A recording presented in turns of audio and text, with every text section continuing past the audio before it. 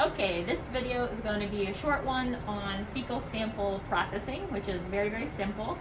And first I'll say, in the words of Lori Bila, our operations manager, she would ask how much glass is acceptable to get in your eye. So I'll ask us to ask the question, how much fecal material is acceptable in our eye? And the answer for me is 0.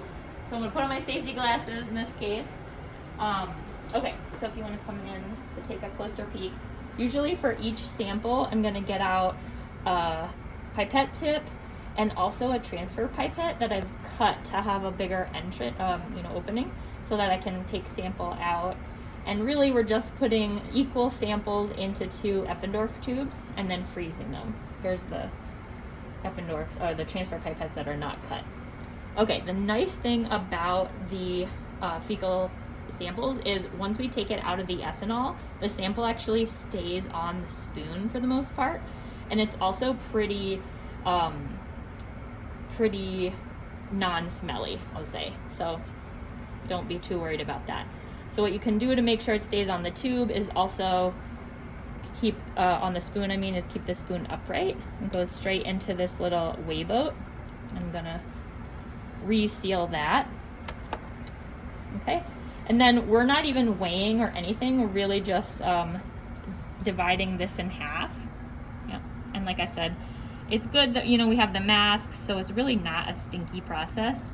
And because of the ethanol, it really helps a lot with that. So I'm just sort of like generally splitting it in half.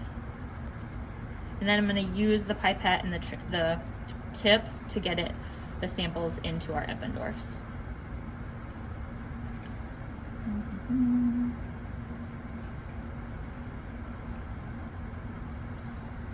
Obviously, the number one thing here is you don't want to leave any fecal material on the outside of the tube because that is going to get stinky later. So you can go ahead and the tip is pretty good for the larger pieces, but sometimes the transfer pipette, if you put a little bit of suction on it, you can get those smaller pieces.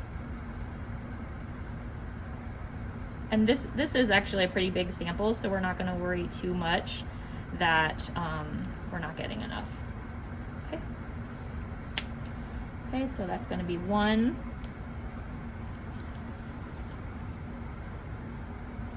And like I said, this is plenty of material, so we're,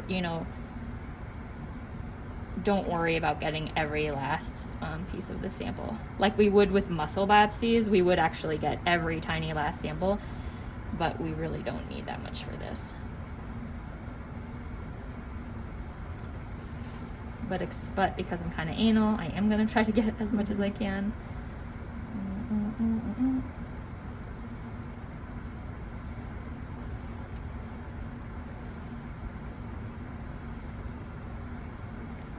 Okay, so that's it. So I'm going to put these straight in -80. Every time the box might be in a different spot.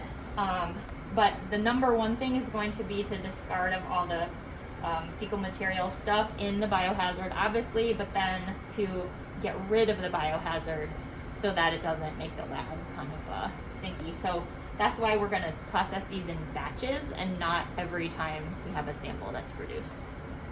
Okay, so that's it.